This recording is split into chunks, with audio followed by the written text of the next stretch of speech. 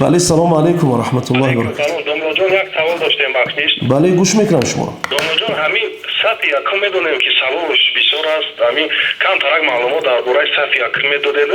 بعد از پشت امام همین صف یکم اگر از کنج مسجد خونی همون ثواب دارد یا که از پشت امام خواندن همون ثواب داشته باشد؟ سلامت باشید.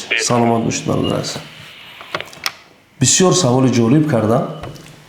بعضی ها کوشش میکنن صف اول دا بخونن. پیامبر گفتن که درباره صف اول هم گپ زنید. پیامبر صلی الله علیه و سلم در حدیث میگوید که خیر الصفوف الرجال اولها، بهترین صف های مردان صف اول است.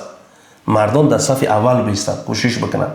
نه که اگر انسانی که نیامده بود، مردم اومدن صف اول گرفتن، از عقب میآید پاچش را میبردارد بالا و با بالای مردم صف اول میرود. این معنی شدگی است در حدیث که مثل شتر بالای مردم نروید.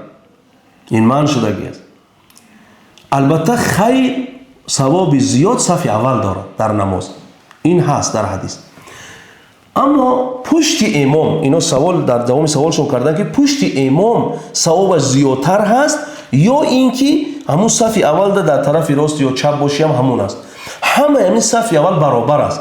اما شما یک چیز را باید بدانید برادران عزیز که پشت امام جای مردم عوام نیست. در حدیث می آید که در پشت امام علما بیستند، آنانی که قرآن رو میدانند، آنانی که احکام و مسائل نماز رو میدانند. چون که اگر مشکلات برای امام ایجاد شد، نماز مردم رو اینا فاسد و باطل نکنند، این عالم پیش بدارد نماز را دوام بدهد. پشت سر امام جای علما هست در حدیث می آید. من فکر میکنم در روایت در مسند احمد ابن حنبل هست که در پشت امام یعنی علما بیستند، اونجا جای مردم عوام نیست. اکثر مردم ما این را رعایت میکنن. من در مسجد وقتی میگردم پشت امام همون قاریا هستند، همونایی که تسبیح میخوانند. یعنی کسانی که باید بیستند در اون پشت امام که اونا اهل علم باشند، هم قرآن بدانند، هم مسائل فقهی و احکام نماز را بدانند که وقتی مشکلات برای امام ایجاد شد، طهارتش شکست یا بیمار شد، هر مشکلاتی شد، اینا نماز را دوام بدهند از اون جایی که امام بند می شود.